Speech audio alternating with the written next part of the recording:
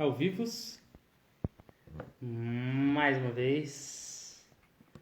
Já enviarei convites, como de praxe, para nós começarmos mais um estudo.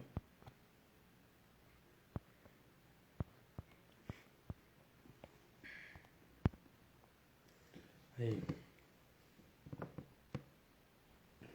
Agora, esperamos alguns minutinhos e já começamos.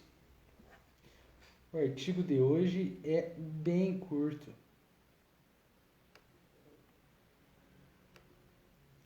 Mas não deixa de ser interessante.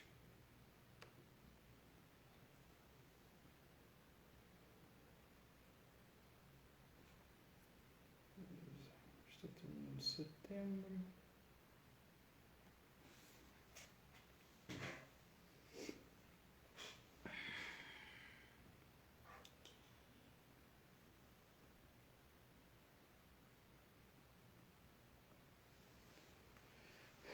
Esperar mais um minutinho. Eu já faço a nossa oração de abertura e começamos.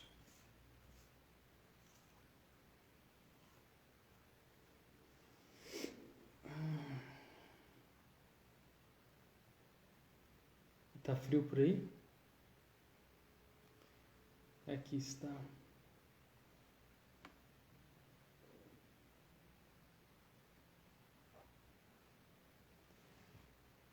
Então, vamos elevar o nosso pensamento ao alto, agradecendo mais uma oportunidade de estarmos aqui reunidos, com o amparo do nosso Mestre Jesus, com a permissão de nosso Pai amado. Que o encontro de hoje, embora curto, seja proveitoso, com boas reflexões e direcionamentos práticos à nossa vida. Que assim seja. Perfeito. Eliana Rampazzo. E aí, como está? Me conta da temperatura, como ela está por aí.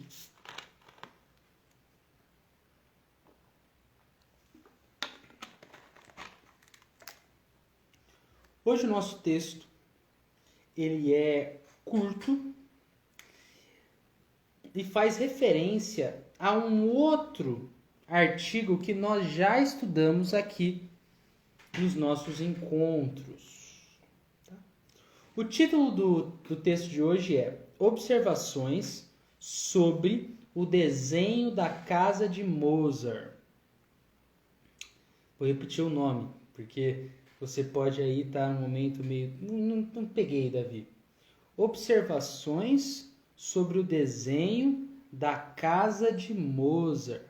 Para a gente entender, é importante que nós compreendamos, na verdade, nos recordemos que nós já estudamos em encontros passados sobre Júpiter, moradias em Júpiter. Inclusive, há um artigo presente no volume de agosto de 1858 da Revista Espírita, em que há a reprodução de um desenho que foi executado por um médium, e esse desenho retrata a casa de um dos habitantes de Júpiter, Mozart. Você está falando Mozart, o músico? Sim.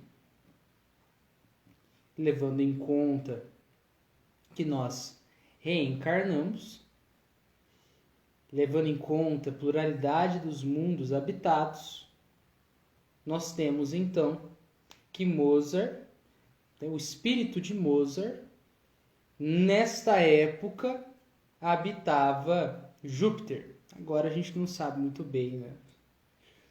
E vamos lá, o que a gente tem aqui? Antes de começar, eu queria mandar meus cumprimentos e um abraço apertado para Eliana, que está aí enfrentando o frio. E é o seguinte: um de nossos assinantes escreveu-nos o que se segue, a propósito do desenho que publicamos em nosso último número, ou seja, publicado em agosto. Aí, eu não vou ler exatamente o texto inteiro, porque ele é cheio de termos eruditos, técnicos também, mas qual foi a nota, né, a anotação enviada a Kardec em relação a esse desenho por um dos assinantes da Revista Espírita? Essa nota, ela apresenta, relata, né, que há sinais no desenho que não escapam a um músico. Então, se um músico bate os olhos naquele desenho feito pelo médium, ele já conseguiria perceber diversos sinais que o médium, pelo visto, não tinha se dado conta. Olá, sou um Laurentino. Fique à vontade. Então, como eu estava dizendo, boa noite, querido. Obrigado pela mensagem. Fique à vontade. Aqui eu estou comentando uma nota enviada por um dos assinantes da Revista Espírita lá no tempo de Kardec. E aí Kardec está reproduzindo a nota na Revista Espírita para comentá-la. Essa nota faz referência a um desenho que foi executado por um médium e apresentado no número de agosto da Revista Espírita. E aí, o que esse assinante está falando? Nesse desenho há sinais que, para um músico, não escapam. Então dá para perceber clave de sol, clave de fá, clave de dó, que pelo visto o médium nem se deu conta que ali estava. Então o médium vai, executa o desenho comandado ali, né, pelo espírito, sem se dar conta de que estava desenhando sinais relativos à música, que ali caracterizavam a casa de Mozart. Que legal, pernambucanas, saudações, querido. Olha agora o que nós temos de observação de Kardec acerca dessa nota que eu falei para vocês. Inserimos esta observação com tanto maior satisfação quanto prova até onde o pensamento do médium permaneceu alheio à confecção do desenho. Traduzindo, essa nota serve para apontar como o médium ele nem mesmo sabia o que estava desenhando. Tá? Olha, nós estamos aqui, só deixa eu ver, Edilson, nós estamos no texto, em um dos textos de setembro de 1858. Se você quiser dar uma conferida pelo título, Observações sobre o desenho da casa de Mozart. Beleza? É um texto bem curtinho. Então, Kardec aqui comenta que essa nota enviada pelo assinante da revista indica exatamente o que já se percebia ali, né? Mas pessoas de fora também começaram a perceber. O médium que executou o desenho retratando a moradia em Júpiter nem se deu conta de que estava adicionando ali diversos sinais referentes à música. Examinando os detalhes das partes assinaladas, que partes assinaladas são essas? São as citadas na nota enviada pelo assinante, que ele cita, tem clave aqui, tem clave ali. E aí se reconhece essas tais claves com que o autor, ainda que não suspeitasse, ornamentou o seu desenho. Quando o vemos trabalhando, o médium trabalhando nesses desenhos, percebemos facilmente a ausência de qualquer concepção premeditada. Então você olha e percebe que ele não está, vou fazer isso aqui agora, aqui agora vou deixar esse detalhe. Não, é um negócio que soa muito incomum, o modo ali de execução do desenho. E a gente vai ler como assim incomum, né? Parece, inclusive, temos aqui, né? Percebemos facilmente a ausência de qualquer concepção premeditada e de qualquer vontade própria. Arrastada por uma força estranha, a sua mão imprime ao lápis ou ao buril. Buril, para quem não sabe, é uma ferramenta de aço que tem uma ponta em V, que serve para gravar em metal ou em madeira. Então tem uma força estranha que imprime ao lápis ou ao buril o mais irregular movimento. Então você vai vendo o modo que o médium ali vai traçando o desenho de um jeito muito estranho. Contrário aos preceitos da arte mais elementar. Ele desliza sem cessar com incrível rapidez, de uma extremidade à outra da prancha. Então você imagina que vai fazer assim, sem interrupção, para retornar 100 vezes ao mesmo ponto. Todas as partes, olhem que interessante, todas as partes são assim começadas e ao mesmo tempo continuadas. Olá, Verinha! Verinha que também entrou com a gente. Marcelo Matos, que também está presente. Obrigado pela presença, galera. Como vocês estão? Espero que aquecidos nesse frio. Vamos lá. Eu estou aqui comentando uma observação. Eu estou lendo uma observação de Kardec e um dos artigos da Revista Espírita e comentando com vocês sobre. Tá bom? Fiquem à vontade. E aí a gente tem que todas as partes são assim começadas e ao mesmo tempo continuadas. Então se começa um determinado objeto do desenho e ele não é terminado na hora. Porque quando a gente começa a desenhar, qual que é a ideia? Você começou a desenhar uma árvore, você vai terminar a árvore.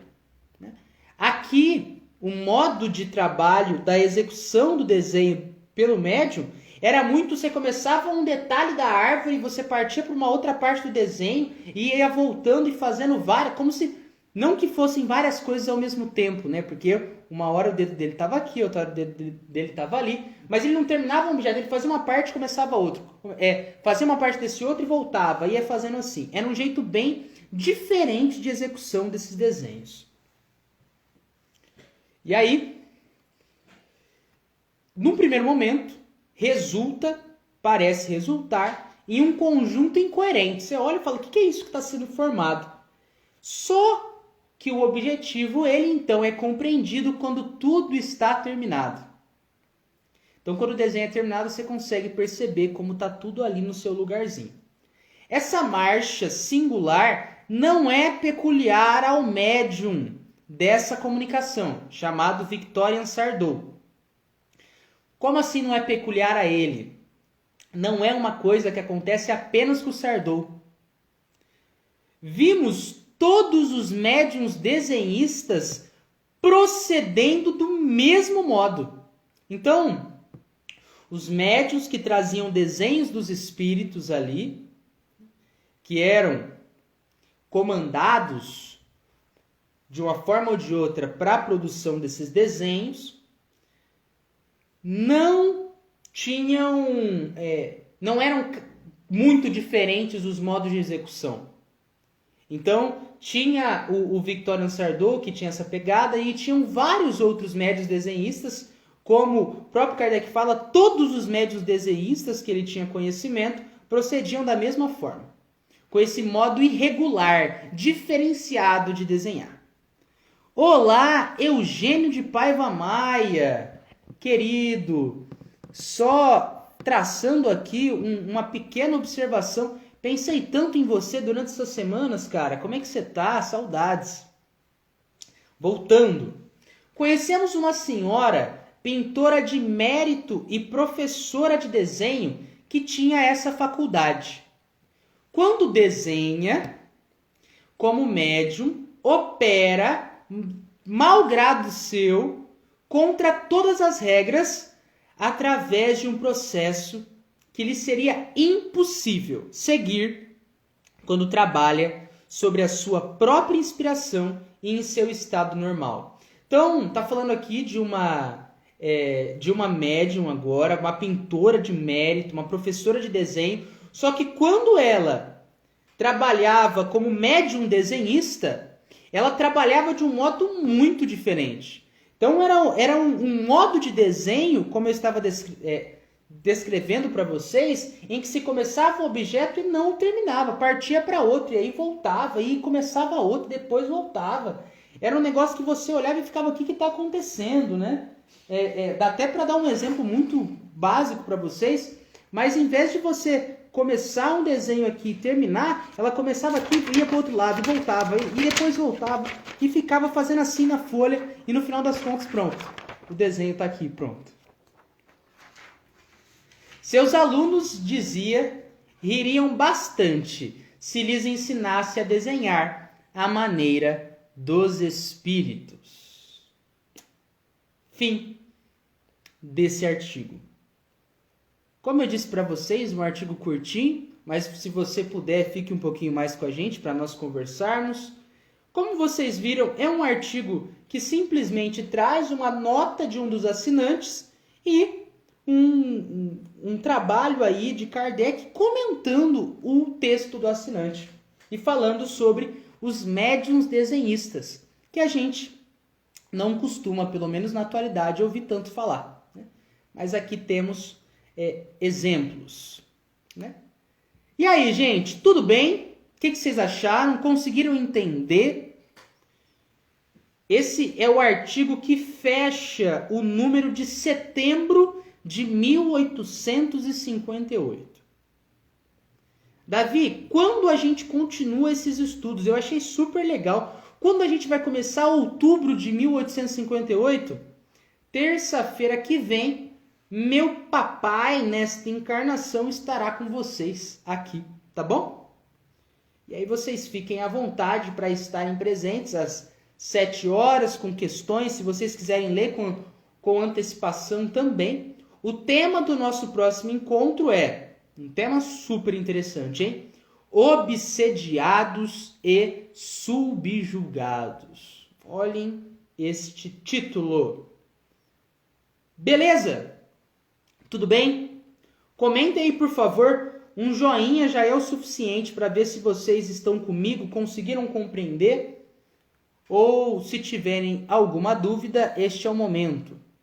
Também dou olá aqui para Espiritismo Sem Fronteira. Olha só que interessante.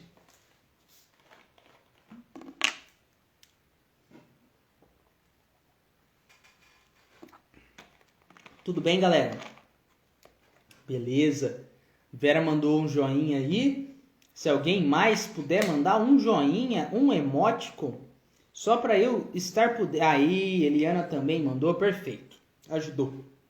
Ajudaram, tá bom? Gente, então esse é o artigo de hoje. Eu fico muito feliz pela presença de vocês. Deixo aqui... tem um comentário aqui do Laurentino. Podemos considerar que muitos artistas são inspirados mediunicamente? Nossa, Laurentino, muitos. Nós temos no Livro dos Espíritos, né, quando a gente tem uma questão que pergunta, será que nós somos muito influenciados? Somos influenciados pelos espíritos? E a resposta ela é categórica. Muito mais do que imaginais. Muitas vezes são eles mesmos que vos dirigem. O que isso quer dizer? Que nós somos muito influenciados. Uma influência que muitas vezes é tão ostensiva que a gente nem supõe. que estão sendo influenciados. Artistas também entram nesse ponto. Beleza, Laurentino?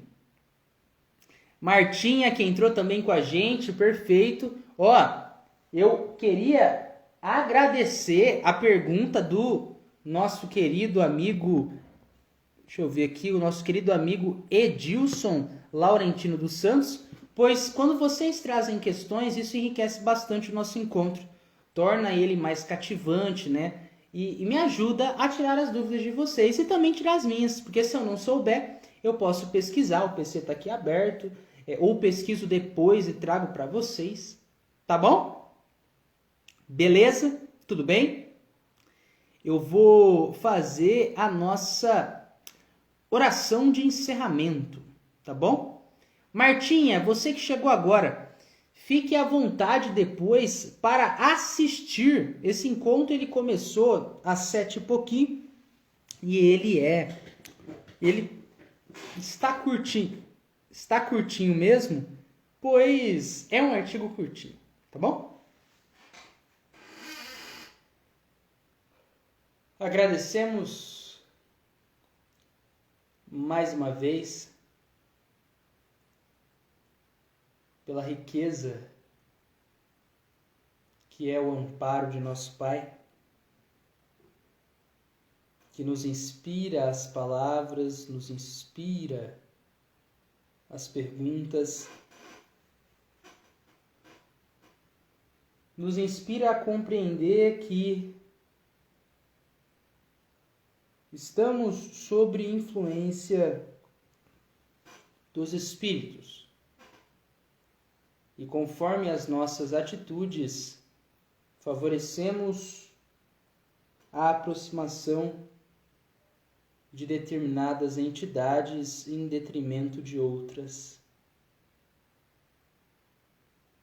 Que nossas atitudes sejam benfazejas, orientadas no bem, para que sejamos mais acessíveis à influência dos bons espíritos. Orando também por aqueles que ainda se comprazem no erro. Que assim seja, graças a Deus. Beleza, gente?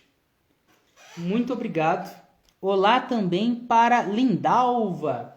Olha, eu vou agora finalizar essa live, mas ela estará salva daqui a pouquinho. Você que chegou agora, ou você que perdeu o comecinho, pode assistir.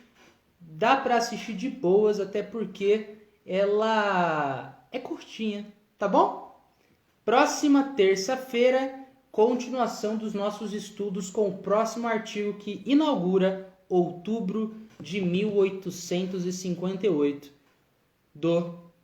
da Revista Espírita. Beijo, tchau!